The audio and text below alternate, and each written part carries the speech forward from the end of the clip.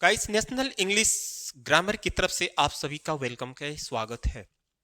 आज का video lecture negative sentence से रिलेटेड है। मीन्स इस वीडियो लेक्चर में आपको जो हाई स्कूल के एग्जाम में अफर्मेटिव से नेगेटिव बनाना, नेगेटिव से अफर्मेटिव बनाना, अफर्मेटिव से इंटरोगेटिव बनाना, इस तरह के सेंटेंसेस पूछे जाते हैं।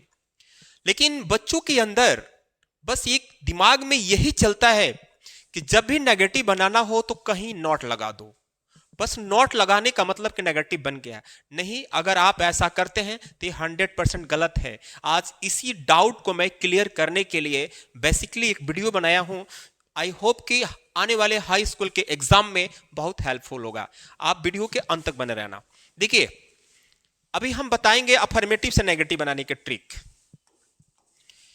रूल नंबर फर्स्ट में मैं चल रहा हूं। जिस तरह जितने भी प्रकार के नेगेटिव सेंटेंस बनाए जाते हैं इस वीडियो लेक्चर में आपको मिलेगा। जब आप हाई स्कूल के एग्जाम में बैठेंगे तो डायरेक्शन में लिखा रहेगा कि change the following sentences into negative. मतलब दिए गए निम्नलिखित वाक्यों को नेगेटिव में बदलो। नेगेटिव में बदलो मतलब नेगेटिव बना दो। बस आप यही है कि नोट लगा दो। नोट लगाओ, ठीक, लेकिन कब लगाएं? देखिए, इसके लिए मैं स्ट्रक्चर लिखा हूं। पहले सब्जेक्ट लिखना पड़ेगा, हेल्पिंग वर्ब। हेल्पिंग वर्ब मतलब सहायक क्रिया, जैसे is, are, am, was, were, do, does, did, has, have, ये आपके हेल्पिंग वर्ब है। हेल्पिंग वर्ब के बाद ही नॉट लगाना है।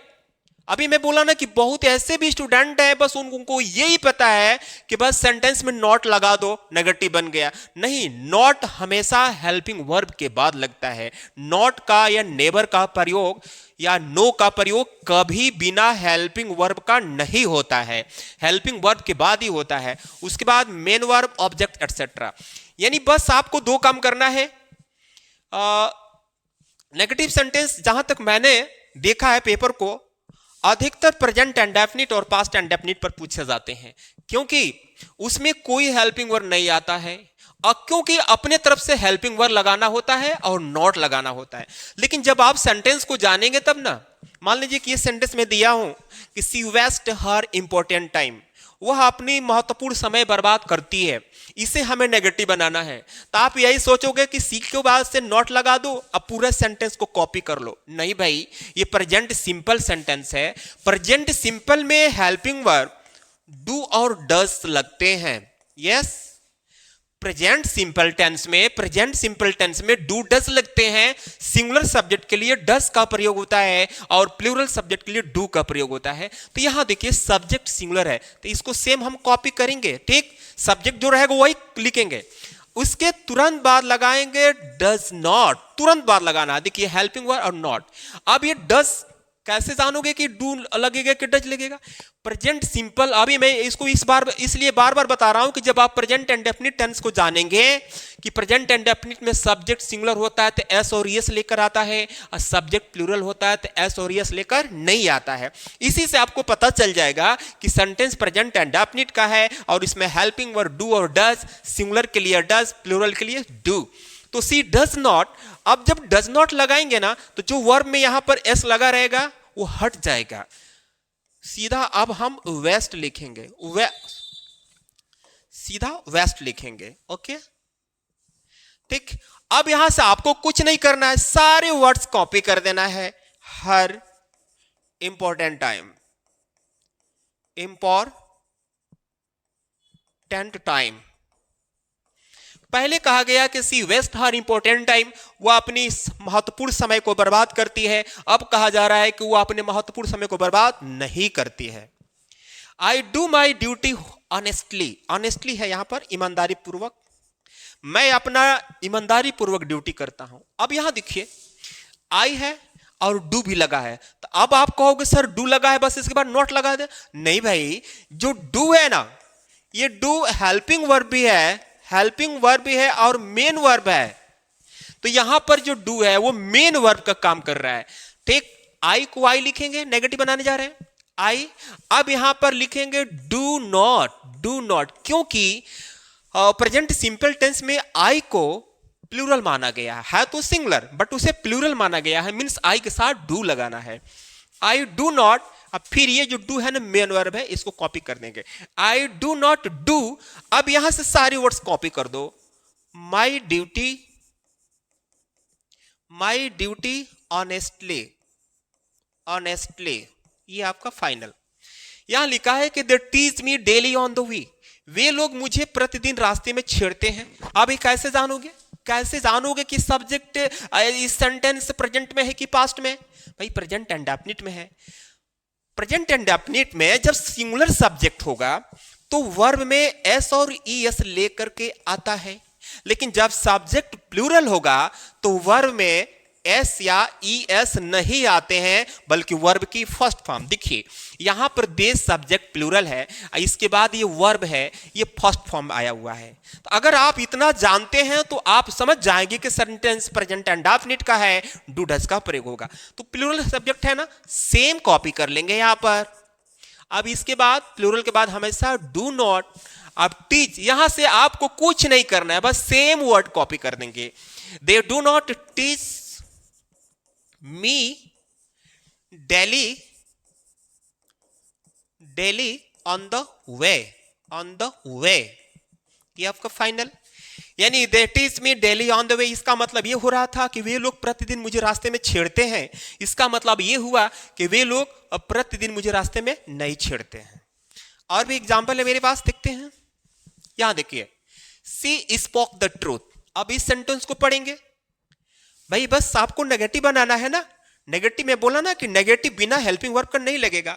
जब भी आपको दिया जाएगा सेंटेंस तो हेल्पिंग वर्ब नहीं दिया जाएगा, बाय द वे, क्योंकि प्रेजेंट इंडेफिनिट और पास्ट इंडेफिनिट में हेल्पिंग वर्ब नहीं होते हैं। सी स्पोक द ट्रूथ। अब इस सेंटेंस को पढ़कर पता करेंगे कि कौन सा सेंटेंस है, प्रेजेंट इंडेफिनिट का है कि पास्ट इंडेफिनिट का है। तो एक ट्रिक बता दे रहा हूं, अगर आपको वर्ब की फॉर्म याद होगा, वर्ब की form, first form, second form, third, fourth, fifth, जो भी फॉर्म है, तो अगर आप सेकेंड फॉर्म जानते हो, याद है, तो सेकेंड फॉर्म से पता चल जाएगा कि ये सेंटेंस पास्ट इंडेफिनिट का है और इसमें हेल्पिंग वर्ब डिड लगेगा। सबसे बड़ी बात तो ये है कि सब्जेक्ट सिंगुलर हो या प्लूरल, सबके साथ हेल्पिंग वर्ब डिड ही लगेगा, और डिड के साथ हमेशा वर्ब की फर्स्ट फॉर्म लगेगा। मींस ये वाला जो सेंटेंस है पास्ट इंडेफिनिट का है, तो पास्ट इंडेफिनिट का बनाना है नेगेटिव, तो इसमें जो सब्जेक्ट रहेगा सेम कॉपी कर लेंगे और इसके बाद लगा देंगे did not. Did not, did हो गया हेल्पिंग वर्ब और तुरंत उसके बाद नॉट। अब जो सेंटेंस में जो वर्ब की सेकेंड फॉर्म आएगा ना, सेकेंड फॉर्म, वो हो जाएगा फर्स्ट फॉर्म। जैसे स्पोक है ना, तो अब कर देंगे स्पीक, और उसके बाद सेम वर्ड कॉपी कर लेंगे द ट्रूथ। यानी she did not speak the truth, वो सत्य नहीं बोली, समझा। अब फिर देखिए, आई मेट हिम यस्टरडे, मैं उन्हें कल मिला।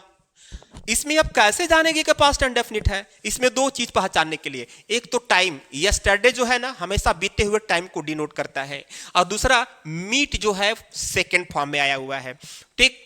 क्योंकि कभी कभी ये यस्टरडे चाहे लास्ट डे, लास्ट टाइम, जैसे लास्ट वर्ड भी पास्ट इंडेफिनिट को डिनोट करता है कि पास्ट इंडेफिनिट का। तो मान लीजिए कि by the way last day चाहे लास्ट मंडे, लास्ट सैटरडे नो आए, यस्टरडे भी नो आए, तो वर्ब की सेकेंड फॉर्म ही आपको बताएगा कि सेंटेंस पास्ट इंडेफिनिट में है, और इसे बनाने के लिए हेल्पिंग वर्ब डिड का प्रयोग करेंगे। ओके, तो आई मेट हिम यस्टरडे, अब आई है तो आई को सेम कॉपी करेंगे, इसके बाद हेल्पिंग वर्ब डिड और नॉट लगा देंगे। तो मैं बोला ना, जब भी आप डिड नॉट लिखेंगे, जब भी डिड नॉट लिखेंगे तो जो सेकेंड फॉर्म होगा फर्स्ट फॉर्म। क्यों? डिड के साथ हमेशा वर्ब की फर्स्ट फॉर्म लगता है। डिड के साथ क्या लगता है? वर्ब की हमेशा फर्स्ट फॉर्म लगता है। तो आई डिड नॉट, अब मेट है तो इसका फर्स्ट फॉर्म हो जाएगा मीट। अब यहां से सारे वर्ड सेम कॉपी कर दो, हिम यस्टरडे, ये आपका फाइनल हो गया। सुमन मेक्स द टेस्टी टी, सुमन स्वादिष्ट चाय बनाती है। अब ये कौन सा टेंस है? प्रेजेंट इंडेफिनिट, क्योंकि सुमन सिंगुलर है, देखिए यहां पे एस लगा हुआ है, तो प्रेजेंट इंडेफिनिट है। प्रेजेंट इंडेफिनिट को अभी बताया, नेगेटिव बनाने के लिए do not, does not, singular के लिए डज नॉट, प्लूरल के लिए डू नॉट। तो सुमन को सुमन कॉपी कर लेंगे, सुमन यहां लिख दिया मैं। अब यहां पर तुरंत इसके बाद हेल्पिंग वर्ड डज नॉट हो गया। और जब डज नॉट हम लगाते हैं तो उसके बाद जो वर्ब होगा ना, जब भी वर्ब होगा तो उसमें से एस ई एस जो लग कर आएगा उसको हटा दिया जाता है। जैसे मेक्स है तो आप मेक्स नहीं लिखेंगे, इसका सीधा हम लिखेंगे मेक, हो गया। अब कुछ भी नहीं करना है, the tasty T, they prevented me from playing. अब देखिए वे लोग मुझे खेलने से रोके रोके। अब आप आईएनजी से मत समझ जाना कि आईएनजी लगा हुआ तो ईआरएम लगा करके नॉट लगा दे, नहीं भाई, ये प्रिवेंट है। यहां पर देखो सब्जेक्ट के बाद प्रिवेंटेड लगा हुआ, ये आपकी पास्ट इंडेफिनिट सेंटेंस है, ईडी लगा हुआ है, मतलब सेकेंड फॉर्म है। तो दे प्रिवेंटेड मी फ्रॉम प्लेइंग, वे लोग मुझे खेलने से रोके या रोक दिए। पास्ट इंडेफिनिट प्रिवेंट से बना, प्रिवेंटेड सेकेंड फॉर्म लगा है, तो दे के साथ दे को दे लिखेंगे, इसके तुरंत बाद डिड नॉट लिखेंगे। Okay, did not. और प्रिवेंटेड है ना, जब भी आप डिड नॉट का प्रयोग करेंगे तो फर्स्ट फॉर्म होगा, तो प्रिवेंटेड का हो जाएगा प्रिवेंट। प्रिवेंट। अब यहां से कुछ भी करना नहीं है, सेम कॉपी कर लेंगे। प्रिवेंटेड मी फ्रॉम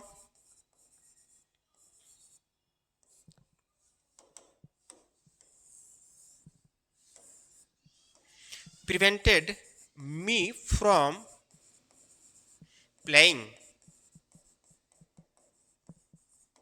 तो ये रहा आपका अफर्मेटिव से नेगेटिव। लेकिन अगर मान लीजिए कि सेंटेंस में हेल्पिंग वर्ब पहले से आ जाए, हेल्पिंग वर्ब पहले से आ जाए, तो आपको कुछ नहीं करना, बस नॉट लगाना। जो आप सोच रहे थे ना कि नॉट ही लगा देना है, तो वही काम करना है। हेल्पिंग वर्ब पहले से आ जाए, जैसे मान लीजिए एक सेंटेंस में लिख रहा हूं,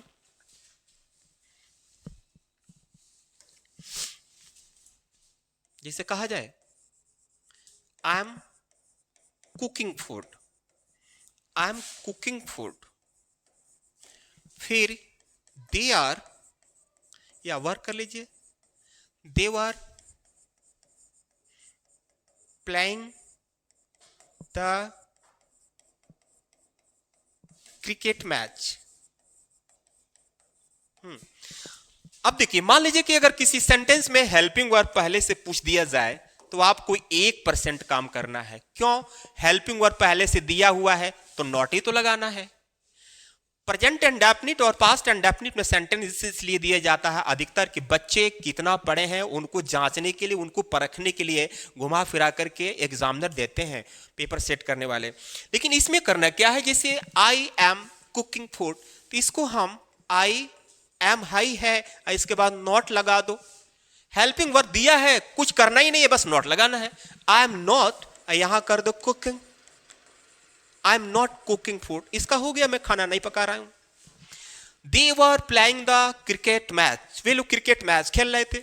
अब देखिए हेल्पिंग वर्ब दिया हुआ है, हेल्पिंग वर्ब जानते हैं ना, is, are, am, was, were, do, does, did, have, has, had, will, shall, should, could, may, might, ये सारे हेल्पिंग वर्ब्स हैं। तो जब भी हेल्पिंग वर्ब आ जाए तो समझ लीजिए, जब भी हेल्पिंग वर्ब आ जाए तो आप ध्यान से सुनिए कि बस नॉट लगाना है। इसमें हेल्पिंग वर्ब पहले से है, कुछ नहीं करना है। जो आप सोच रहे थे ना कि बस नॉट ही लगाना है, तो वो इस तरह के सेंटेंस आ जाए तो ऐसा कर देना। They were not playing the cricket match, the cricket match. Basically किसी खेल के पहले द का प्रयोग नहीं होता है, लेकिन अगर उस खेल के बाद मैच वर्ड जुड़ जाए तो खेल के पहले द का प्रयोग हो जाता है। तो फ्रेंड्स, मैं अब इसे अगले वीडियो लेक्चर में मैं आपको नेगेटिव रूल नंबर 2 बनाने को बताऊंगा। तब तक के लिए धन्यवाद।